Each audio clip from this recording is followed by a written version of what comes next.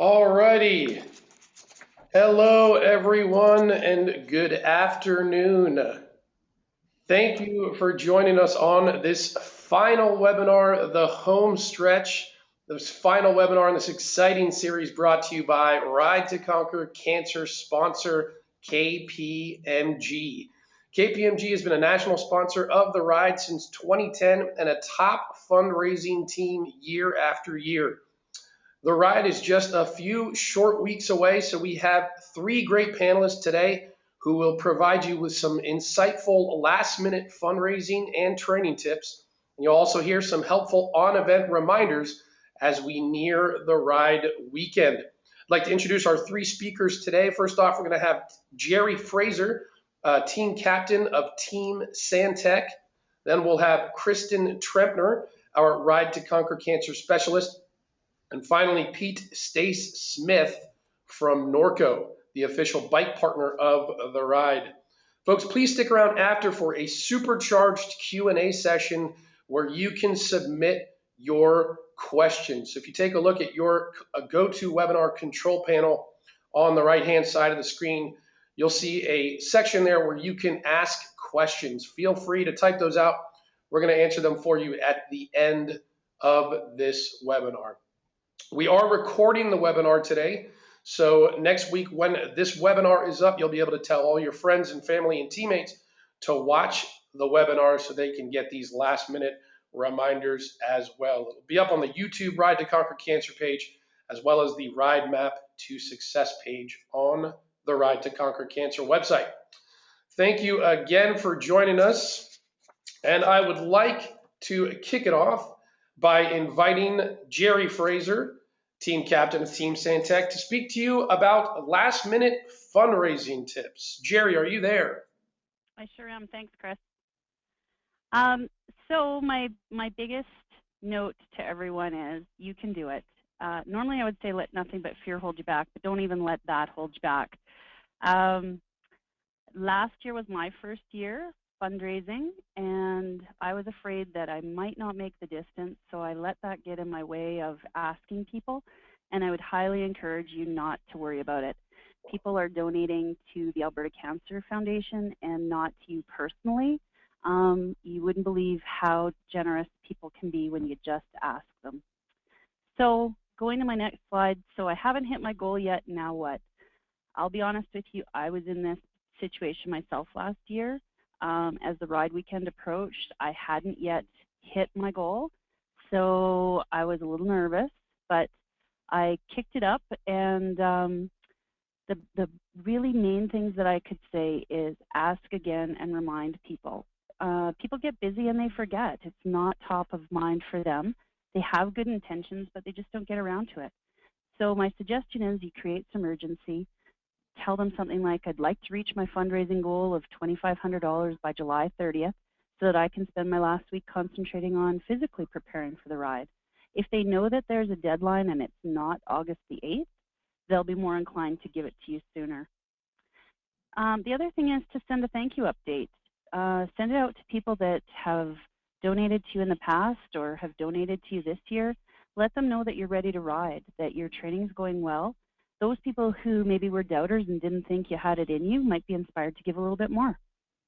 The next item is if you're using a tracking software while you're doing training, so something like Map My Ride or Runtastic or Strata, when you have finished your training ride, often it gives you an opportunity to add some notes. In that, I would make a short mention, something like, 75 kilometers today. I'm feeling confident about my success on the Ride to Conquer Cancer. In August, only so many dollars left to raise. Are you ready to donate? And maybe if you can, put a link to your fundraising page and make sure that you enable the share with everyone and enable Facebook and Twitter. It'll post right to your social media and people can go right from there and add in. You would be surprised at how many people that you know loosely or are acquaintances that you have on your social media who will donate. If the cause is something that is dear to them, and they know that somebody is out there trying to raise money for it, they can be motivated to do that. The other thing is to pose a challenge or offer an incentive. So for instance, for a challenge, you might want to ask your friends to support you in a different kind of way. For instance, agree with them, for this week, I'm going to ask you to donate 25 cents for every kilometer that I ride this week. Then again, track your rides on Map My Ride or Strata or whatever. And at the end of the week, total it up. This is how many kilometers I rode times 25 cents. I'd appreciate your donation. Or you can offer them an incentive. Give them something that they want. For instance, I know in Calgary the last few weeks it's been smoking hot. If you bring in a cooler full of ice cream bars or popsicles on a really hot day to the office and sell them for $5, $10, or just ask for by donation, I'm sure you'd get quite a few takers. Another option would be to host a patio party or a happy hour if the location will allow you to charge a cover, or you can ask the bar to donate $2 per drink of anybody that is in your party. You can have some bar games and ask people to participate, or even do a quick 50-50 draw. Of course, you need to make sure you've got the appropriate license. Do things that don't require a lot of pre-planning, as we are on a tight timeline, less than 30 days. So you want to get as much fundraising in as quickly as you can. There's lots and lots of fundraising ideas out there. One thing that I did was I went on Pinterest and searched under fundraising. So if you don't have a lot of time to do the searching yourself, you can go ahead and look me up, and you'll see I have a fundraising board called Fundraising. And or you can actually just look up other people's fundraising boards. There's a million ideas out there. Chris, you can move on to the next slide. So I've tried all that and I still haven't hit my goal in time. As I said, last year I let fear hold me back, so I wasn't at $2,500 come ride day. So I can tell you from experience that a delayed self-pledge works. If you go that route, take lots of pictures over the weekend and physically let people know that you've actually participated, but keep on fundraising. When you do the delayed self-pledge, you're committing to pay 2 months from now, or sorry, 2 months from the ride date. They'll take your credit card number, and you basically just keep fundraising and putting the money towards it, and then the ride will just charge your credit card on the pre-agreed date. Some things you can do between the ride and October: if you want to host a barbecue, you can have people over, ask them to make donations, or do something like a wine pull where everyone donates $30 and gets to choose a wrapped wine bottle. Most bottles you want to make worth something around $15, and some of them worth $50, so that they will actually get, someone will get a super good prize, but you keep most of the money. The other thing is a home party. So things like Silpata, Arbonne, Party Light, Pampered Chef, all of those kinds of things. You can host one of those parties and ask the hostess to donate proceeds to your cause instead of giving either a hostess discount or a gift. The other thing to remember is home-based businesses. Lots of friends and neighbors may have a home-based business or a small business that could use a tax donation receipt. So make sure that you touch base with those people and ask them. And the final thing, of course, is corporate matching. If your company matches any fundraising that personnel do, don't forget to ask them or to apply and follow the steps that they need. My final note to you is just to be fearless. People are supporting the cause. You are the catalyst. So those are my highlights. If you have questions specific to fundraising, we're going to field those at the end of the call. Fantastic. Thank you so much, Jerry. Absolutely incredible fundraising tips there to help push you folks to that fundraising goal and beyond. You can absolutely get there, so do not fear.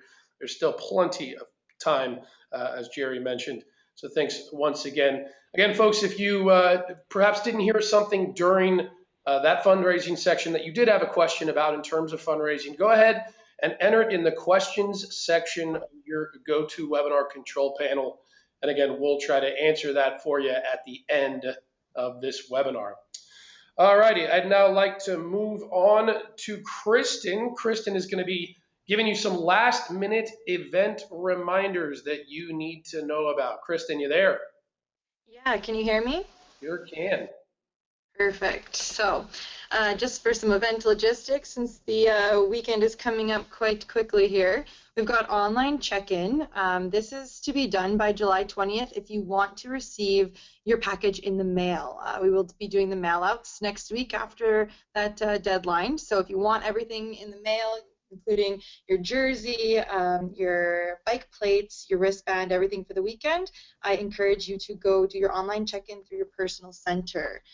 Next deadline is going to be August 5th. You can still do online check-in, but you will be picking up your packet on site, either Friday at bike check or on Saturday morning.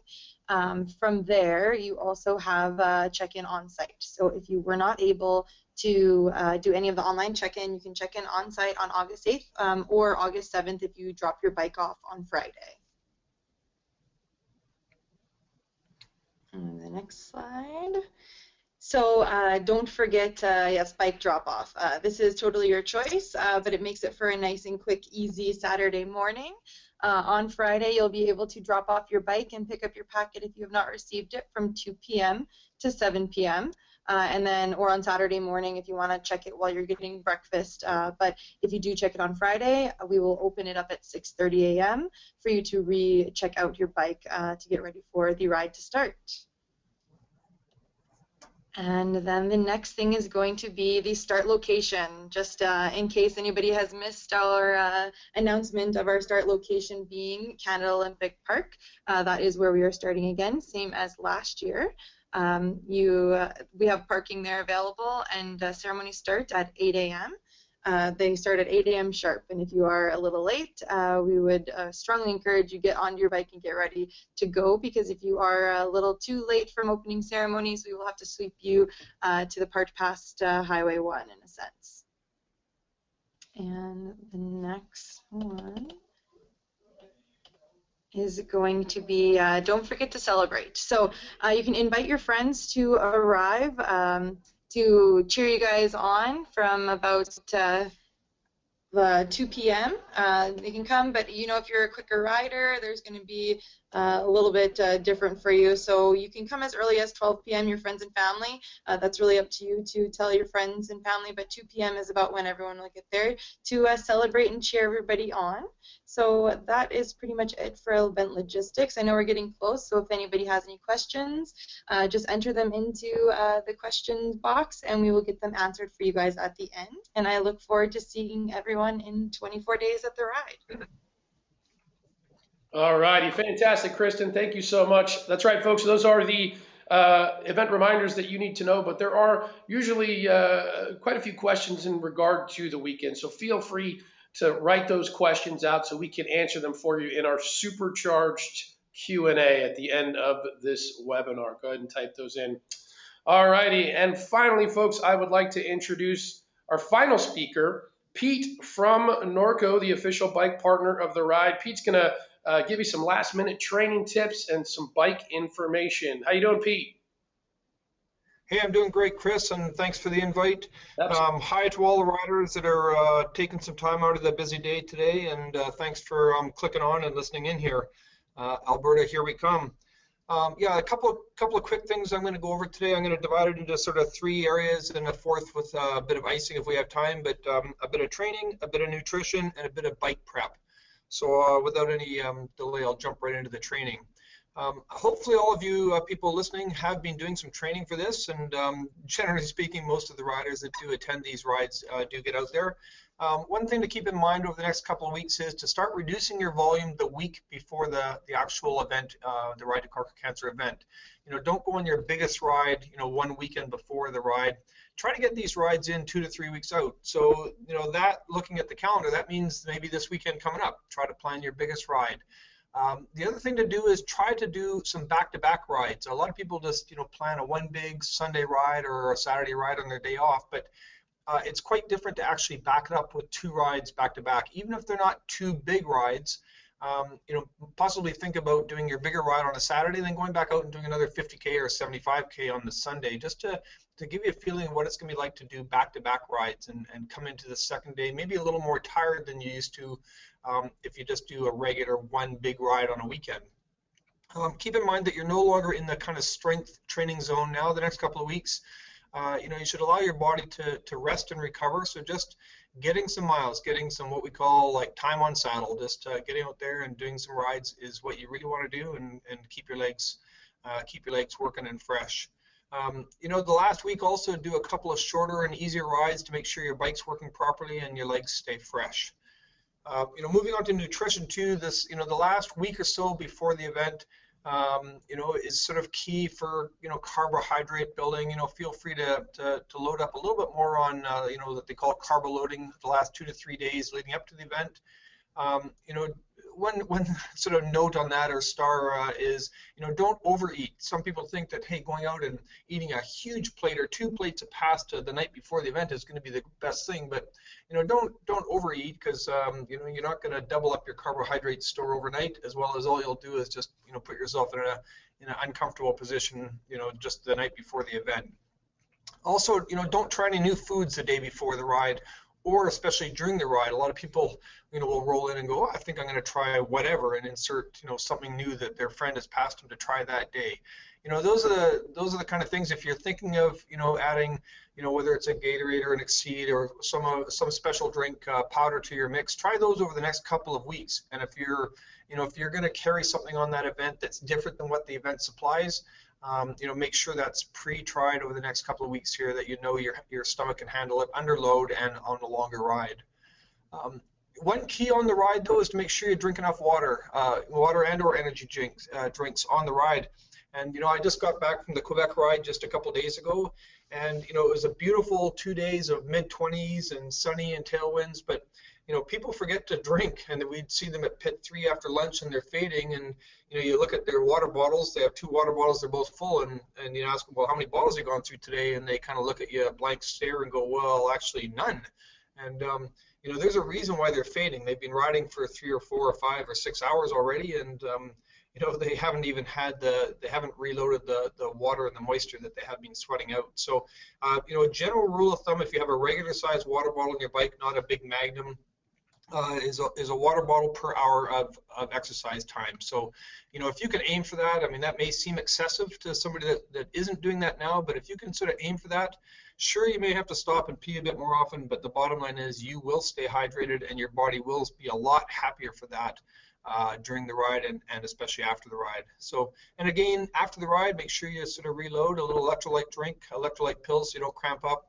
Having 2 water bottle cages on your bike sort of ensures that that you can, keep, let's say, 1 bottle with regular water and 1 bottle with some type of electrolyte drink. And both of those are at all of the aid stations. So, feel free to top off both. And if you see that you're not drinking those down in time, jump in and start drinking a bit more of those en route. The other thing is, have some protein and carbs to eat as soon as you get off the bike to start that recovery process. And, that one thing that the ride group does is some excellent food, and they usually have some unreal carbs and, unreal protein pieces. So just make sure you have a nice piece of, barbecued chicken or whatever it is to help you recover for the next day for the Sunday part of the ride. Other sort of bike tips, moving on to sort of bike and just other tips for yourself. If you're going to have your bike done, tune-up done, make sure you do it a couple of weeks prior to the event. So do that in the next, let's say, week or 10 days, so that you still have time to get out and ride it post tune-up prior to the event. We had a lot of people that came into the first couple of pit zones with some issue with their bike. It's not shifting right, or the brakes are rubbing, or something's going on, that it was almost comical, because they say, I just picked this up, I just had it worked on, but the problem is they hadn't ridden it since then. And so if you are going to get some work done on your bike, plan that the next week or 10 days, and then get back out and make sure you ride it after that. Keep in mind that a lot of the bike shops are very, very busy this time of year. It is the cycling season, so they might be backed up a week or 2 weeks on service. So you may have to actually, rather than drop your bike off, you may actually have to book the service and say, I'll bring it in the day before that service to get it done. And then check your bikes for parts that do wear out. Bottom line is, if you've been training all spring and you might have 1,000 or a couple thousand K in your bike, there may be stuff that needs replacing. So check items like your brake pads, even handlebar tape, tires. If you have been riding on some of the rougher roads and some, there has been some sort of post-winter grit on the roads, you may have little cuts in your tires. So again, if things are getting worn out, replace them now. Your local bike shop will be able to get the exact item you require, and you won't be stuck out there with a slashed tire without realizing that you probably came into the event with it already pre-damaged. If your brake pads wear out on the ride or your bar tape does come undone, we'll do our best to replace it, but we may not have the exact pad or the exact item that you're looking for. Also, if you're using clipless style shoes and pedals, don't forget to actually take your shoes, flip them over, put them in your hand, flip them over. There's 3 Allen bolts there, 2 or 3 depending on the model, and tighten those cleats. People don't realize that these cleat bolts do come loose, and it's amazing to us that the first pit or 2 pit areas, people are coming in having difficulty unclipping, and about 8 out of 10 or 9 out of 10 of those cases are simply that the cleat bolts on the bottom of the shoe are loose. So if you have cleat bolts, or if you're running clipless pedals, make sure you check those. While you have your shoe in your hand, also check your cleat. A lot of people don't realize these cleats do wear out. As you come to a stop sign, a lot of people unclip and they drag their foot for the last 1 or 2 feet prior to stopping and actually stopping at the stop sign or light. Now you do that 100 times or 500 times over the course of a spring, you'll actually, you might as well have been taking your cleat and just putting it on a grinder on the bench and just grinding it right off. So these parts do wear off, and if you don't want to be halfway through a ride with a cleat that doesn't properly click in, again, very easy to pick up at a local bike shop and install and have them install, or you can do install now, but a little tougher during the event if you have a specific cleat that we do not have or some of the local shops don't have for you. And then also don't make any, final adjustments to your bike too close to the ride. Again, do this over the next week or 10 days so you have muscle, you have time for your body to adapt to the new positioning, whether you're changing your stem height or your angle, or whether you're changing a seat height or whatever. And if you're at all unsure about this, go back to the shop that you purchased the bike from and have them take a look at you on the bike and see if there's any suggestions on some fitting. And just the final one would be know what you're wearing depending on the weather and be prepared for everything. Again, people with weather reports these days, you can look up and you can have a pretty good idea what's going to happen over the next couple of days. And again, it always surprises me that people show up and they're riding in a short sleeve jersey and shorts in rain and 10 degrees, which is what happened in Toronto about a month ago. The second day was quite cold and rainy, and people were absolutely unprepared. And it's really not rocket science. You know what the weather's going to do. You've probably been training in a complete mix of weather over the last couple of months, so just make sure that you pack everything.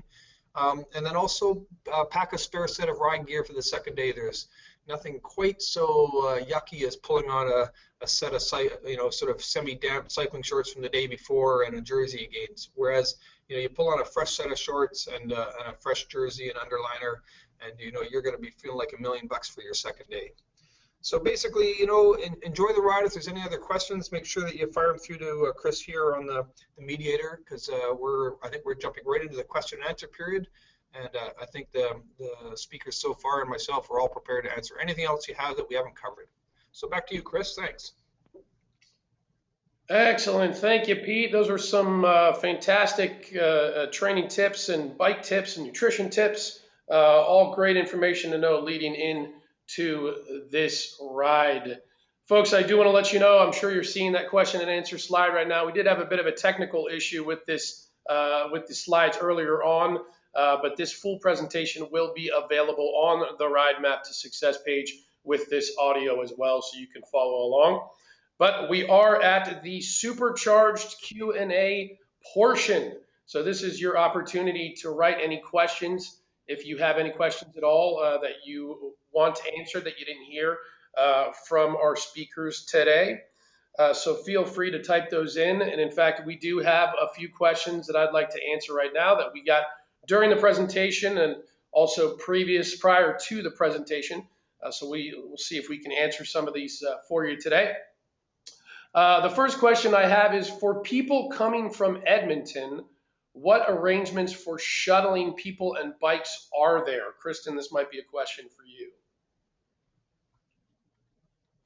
Yes, so for Edmonton, for bikes and shuttles, they will leave on Friday from the Cross Cancer Institute. You should be there by 5:15, and there'll be 2 buses. The first bus that leaves at 6 will fill up, and they will head straight to Calgary to the Grey Eagle Casino. And then the second bus that fills up at the Cross Cancer Institute will then go and stop in Red Deer.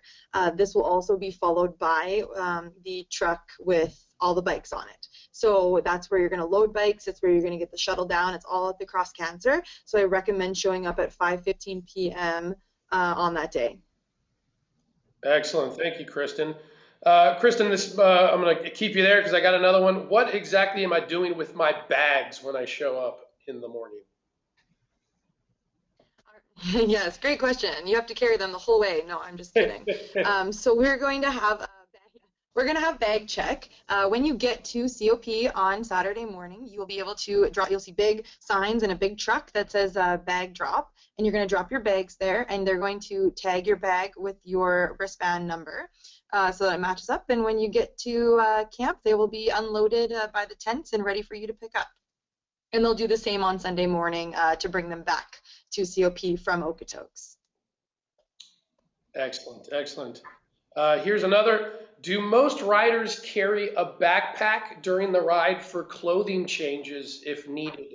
What would I do with my rain clothes if it's raining in the morning and it becomes sunny and hot in the afternoon? Hey, Chris, it's Pete. I could probably jump in on that one if you want. Yeah, sure, Pete. We can hear from both of you. Okay, I know that we are at many of the pit stations. Norco is the official tech support sponsor, and we have had people come to us and say, "Hey, are you going on to camp?" We are absolutely going on to camp, and if somebody wants to drop something at our vehicle, we have no problem in tossing it in the vehicle and just say, "Hey, when you get to camp and you have your shower or whatever, just wander over and grab your stuff." So if that's a help at all, we can certainly take anything that's passed off that way to us. Perfect. Thanks, Pete. Kristen, you were going to weigh in on that question as well? Yeah, I was also going to say with backpacks, I mean, that's definitely a personal preference, whether or not you ride with backpacks or not already. That's something you want to test out, though. You don't want to just jump on the ride with a backpack, never riding with one. But again, yeah, dropping it off at the Norco stop, or also making friends with a sweep vehicle. They're going to be driving up and down all day. So if you aren't near anything and you see a sweep vehicle, you can definitely kind of pull over, put your thumb up. They'll stop and talk to you, and you can ask them to bring it to camp or to the finish line as well. Brilliant. Excellent. Thank you. This next question, I think, is for Jerry. Yeah, it's definitely for Jerry. Jerry, the question is for these last-minute asks to my friends and family, is it better to use email or Facebook, or which one seems to work better? All the above. I use everything. So I've used the Ride to Conquer Cancer app, which will send out emails for you. You can do that through your participant center as well. For people that I know through work, I send it from my work email. For friends and family, I've sent it through Facebook.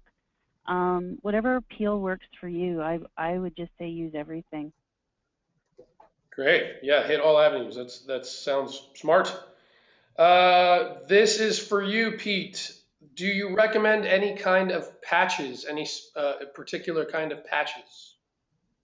Honestly, if you're running what we call a 700C or a road bike type setup, you're almost better to stay away from patches and just carry a couple spare tubes. Again, if your tire's in good shape and it's dry, the chance of having a flat is actually pretty slim. If it does get wet, that's where rubber will cut a little bit easier, so sharp gravel or glass will go through it easier. But if it's dry, the actual chance of having a flat is pretty slim. The negative with patches is at 100 psi, when you pump it back up to 100 psi, a lot of the patches really have difficulty sealing a tube at 100 psi. They work well at lower pressures like mountain bike stuff and whatnot, but they don't really work well for road bikes. So, if you're going to carry a patch kit, I'd say use that as the third level of backup, and your first two would be a spare tube. Grab a couple spare tubes. If you come prepared with a couple spare tubes, the proper Presta tubes that you need for your bike, the chances of needing that patch kit is probably zero. So I'd say go with spare tubes first. Excellent. Very good. Thanks, Pete. This is a question, I think, for Kristen. Kristen, can friends and family come to camp? Yeah, they can definitely come join at camp and meet you there and hang out for a bit. If they're interested in actually staying with you overnight and maybe helping out with the ride, they can always sign up as crew as well. There's really no, you can fundraise if they want, but there's no obligation. But then they can actually sleep at camp with you and just be a part of the whole experience together. But if they're just looking to come and hang out, they can definitely do that. Very good, very good. And let's see, I think I have another one here. If someone can only ride one way, are there possibilities of getting back to Calgary with their bikes? And what time would that be? So the way you would have to kind of tweak that is you would start your second day. However, you could then immediately pull over for a sweep vehicle, and the sweep vehicle could take you and your bike to the finish line. That would be your best bet if maybe your goal is just to do the one day. In that second morning, you will probably have to start with them, and then you can get transported by a sweep vehicle. If that isn't how you would like to start the morning and starting off with everyone, then you would have to probably kind of find a personal way to get back up to COP. But the sweep vehicle should be the best option. Very good, very good. All righty. Chris, if I can add one more thing, for somebody that may not be up to the entire distance, and even on day 2 might be suffering or whatever, as I've mentioned, the sweep vehicle is a great option to move forward. The one thing that I would try to encourage people to is get dropped off at the last pit area and ride the last, 10, 15K in, or even the last, even the last kilometer in, because there's something very, very powerful about crossing the finish line under your own steam.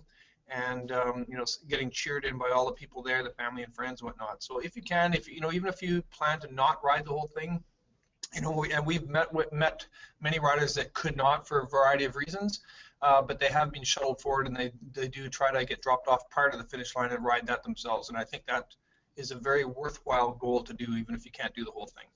Yeah, to add on to that, our sweep vehicles will, sorry, I should have clarified, our sweep vehicles will usually only drop you off a kilometer before the finish line so that you can still ride through. So that's one thing, taking them, you will still finish off that ride. Perfect. Very good, very good. And we will end with one final question here for our supercharged Q&A. I'm actually going to combine a couple of questions here. So the question is food included over the 2 days? I didn't hear what's included. And are there vegetarian options available? Yes, so the food, the catering is usually like a pasta, all gluten-free. We do have vegetarian wristbands, so if you are a vegetarian when you do your packet pickup and check in, you will get that green wristband, because when you did register, you had the question asked if you were a vegetarian or not. But you can still, even if you didn't click that when you were registering, you can still pick up that green wristband, and that will get you to the vegetarian options at the lunch stop, which is usually a type of sandwich, and then at dinner and breakfast as well on both days. Perfect. Very good. All righty, folks. Well, that concludes today's webinar, The Home Stretch. Again, thank you so much to our 3 speakers, Jerry, Kristen, and Pete. We appreciate all those great tips leading up to the event.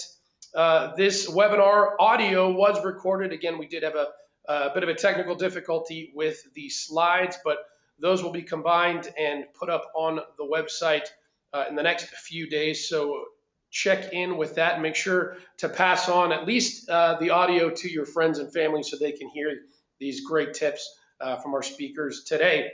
That'll be up on the Ride Map to Success page. That's everything, folks. Have a great rest of your day and have a fantastic ride on August 8th.